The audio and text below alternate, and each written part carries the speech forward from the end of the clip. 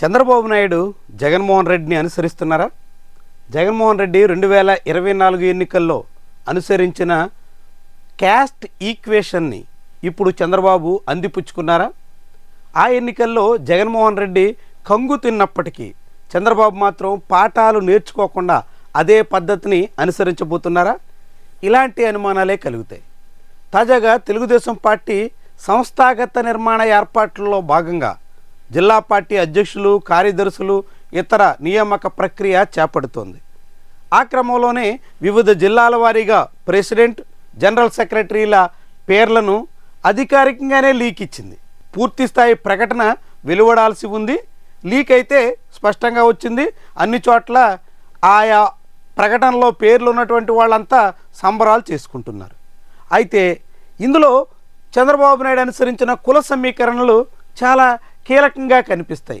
ఎందుకంటే 2024 ఎన్నికల నాడు ఉదాహరణకి జగన్మోహన్ రెడ్డి కందుకూరు, కనిగిరి లాంటి అసెంబ్లీ నియోజకవర్గాల్లో అప్పటి వరకు ఉన్న సంప్రదాయాన్ని పక్కన పెట్టి తను కొత్తగా బీసీ నేతల్ని తెర మీదకు తీసుకొచ్చారు. 2 చోట్ల యాదవులకి అవకాశం ఇచ్చారు.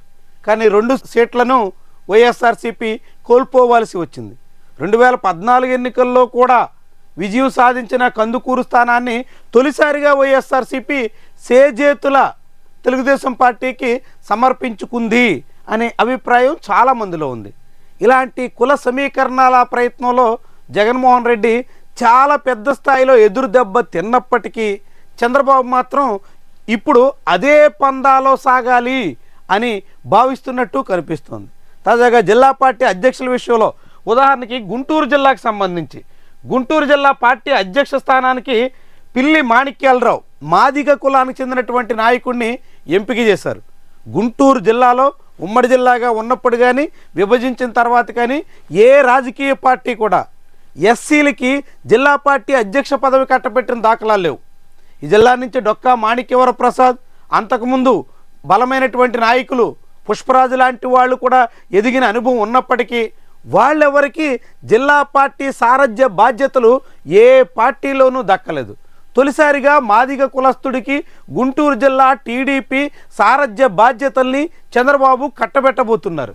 అదే సమయంలో ఇదే జిల్లాకు చెందినటువంటి పోతినేని శ్రీనివాసరావుకి జనరల్ సెక్రటరీగా అవకాశం ఇచ్చారు. అంటే జిల్లాలో అత్యధిక కులస్తులుగా ఉన్న మాదిగలకి పార్టీ ప్రెసిడెంట్ ఇచ్చి జిల్లా రాజకీయాల్ని ప్రభావితం చేసే కమ్మ కులస్తుడికి జనరల్ సెక్రటరీ పోస్ట్ కట్టబెట్టడం ద్వారా బ్యాలెన్స్ చేసే ప్రయత్నంలో ఉన్నట్టు కనిపిస్తుంది. ఇది ఒక గుంటూరు జిల్లానే కాదు, డాక్టర్ బిఆర్ అంబేద్కర్ కోనసీమ జిల్లా చూద్దాం. ఇక్కడ గుత్తుల సాయి, ఈయనకి జిల్లా పార్టీ ప్రెసిడెంట్ ఇచ్చారు. ఆయన శెట్టి బలిజ కులస్తుడు. కోనసీమ జిల్లాలో అత్యధికంగా ఉన్నటువంటి శెట్టి బలిజలకి జిల్లా పార్టీ ప్రెసిడెంట్ ఇచ్చి పాలవరాజు కాపు కులస్తుడికి జనరల్ సెక్రటరీ పోస్ట్ ఇచ్చారు. అంటే 2 కులాలని సమన్వయం చేసే రీతిలో బీసీ, ఓసీ, కాపు, శెట్టి బలిజ 2 కులాలని సమన్వయం చేయాలని చంద్రబాబు ఆశిస్తున్నట్టుగా కనిపిస్తుంది. ఇట్లా గుంటూరు లేదంటే డాక్టర్ బిఆర్ అంబేద్కర్ కోనసీమ ఇలాంటి జిల్లాలే కాదు, మనం ఎక్కడ చూసినా ఇదే. కాకినాడలో కాపుకి జ్యోతుల నవీన్ జిల్లా పార్టీ ప్రెసిడెంట్ ఇస్తే నులుకుర్తి వెంకటేశ్వరరావు లేదా పెంకే శ్రీనివాస్ బాబా వీళ్ళిద్దరూ శెట్టి బలిజ కులస్తులు, వీళ్ళకి జనరల్ సెక్రటరీ పోస్టు ఇచ్చే ప్రయత్నం చేస్తున్నారు. ఇట్లా అన్ని జిల్లాల్లో కూడా, ఉదాహరణ కృష్ణా జిల్లాలో కూడా మనం చూస్తే వీరంకి గురుమూర్తి గౌడ కులస్తుడికి జిల్లా పార్టీ ప్రెసిడెంట్ ఇస్తే గోవు సత్యనారాయణ జనరల్ సెక్రటరీ పోస్టు కట్టబెట్టారు. అదేవిధంగా నరసరావుపేటలో చూస్తే కొమ్మాలపాటి శ్రీధర్ కమ్మ కులస్తుడికి పార్టీ ప్రెసిడెంట్ పదవి ఇస్తే సయ్యద్ అమీర్ అలీ ముస్లిం మైనార్టీల సంఖ్య ఎక్కువగా ఉన్నటువంటి జిల్లాలో అక్కడ ప్రభావితం చేసేటువంటి సంఖ్యరీత్యా గణనీయంగా ఉండేటువంటి ముస్లిం మైనార్టీలకి జనరల్ సెక్రటరీ పోస్ట్ ఇచ్చారు. ఇట్లా ఏ జిల్లా చూసినప్పటికీ ఇదే పద్ధతిని, క్యాస్ట్ ఈక్వేషన్ని చంద్రబాబు నాయుడు చాలా పక్కాగా అనుసరించినట్టు కనిపిస్తుంది. జగన్మోహన్ రెడ్డి ఇలా కులాల వారీగా అక్కడ ఏ కులం అత్యధికుంటే ఆ కులానికే ప్రాధాన్యత ఇవ్వాలి, ఆ కులస్తులే వచ్చే ఎన్నికల్లో తనకి పట్టం కడతారన్నట్టుగా ఆలోచించి అదే రీతిలో ఆఖరికి ఎన్నికల్లో అభ్యర్థులను కూడా నిలబెట్టి గట్టి ఎదురు దెబ్బలు తిన్న అనుభవం ఉంది. అయినప్పటికీ చంద్రబాబు మాత్రం ఇప్పుడు పార్టీ సారథ్య బాధ్యతల విషయంలో వెనకాడకుండా అదే క్యాస్ట్ ఈక్వేషన్ని అందుకున్నారు, అనుసరించారు. నియామక ప్రక్రియ కూడా చేపట్టారు. అనేకం మనం మొత్తం ఏ జిల్లా చూసినా ఇదే పద్ధతిన కనిపిస్తుంది. అన్ని జిల్లాల్లోనూ కూడా ఇలాంటి క్యాస్ట్ ఈక్వేషన్ని పక్కాగా అనుసరించినట్టు స్పష్టమవుతుంది. ఈ క్యాస్ట్ ఈక్వేషన్ మరి చంద్రబాబుకు వర్కౌట్ అవుతుందా?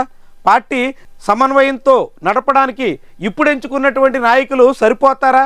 వీళ్ల సారథ్యాన్ని సీనియర్లు అంగీకరిస్తారా? కొత్తగా జిల్లా పార్టీ సారథ్య బాధ్యతల్లోకి వస్తున్నటువంటి వాళ్ళకి పార్టీ మీద పట్టు చిక్కుతుందా? ఇలాంటి అనేక ప్రశ్నలు ఉన్నాయి. ఏమైనా పార్టీ నాయకత్వం మాత్రం కీలకమైన నిర్ణయం తీసుకున్నట్టుగా కనిపిస్తుంది. ఆ క్రమంలోనే 4 ఎమ్మెల్యేలకి, అందులో బడేటి బుజ్జి ఏలూరు, అదేవిధంగా ఉగ్ర నరసింహారెడ్డి ఒంగోలు, అక్కడ కూడా చూడొచ్చు బడేటి బుజ్జి కాపులు ఎక్కువగా ఉన్నటువంటి ఏలూరు జిల్లాలో జిల్లా పార్టీ ప్రెసిడెంట్ అయితే, రెడ్లు ఎక్కువగా ప్రభావితం చేసేటువంటి ప్రకాశం జిల్లాకి ఉగ్ర నరసింహారెడ్డిని, కనిగిరి ఎమ్మెల్యేగా ఉన్న నాయకుడిని ప్రెసిడెంట్ చేశారు. అదేవిధంగా బోయ కులస్తులు ఎక్కువగా ఉండేటువంటి అనంతపురానికి కాలువ శ్రీనివాసుల్ని జిల్లా పార్టీ ప్రెసిడెంట్గా ఎంపిక చేశారు. పక్కనే ఉన్న సత్యసాయి జిల్లాలో మాదిగలు గణనీయంగా ఉంటారు కాబట్టి ఎంఎస్ రాజుకి జిల్లా పార్టీ అధ్యక్ష బాధ్యతలు కట్టబెట్టారు. ఇట్లా అన్ని చోట్ల కులాల సమీకరణకి చంద్రబాబు చాలా పెద్ద స్థాయిలో ప్రాధాన్యత ఇచ్చారు. వీటి ఫలితం ఎలా ఉంటుందో భవిష్యత్తే చెప్తుంది.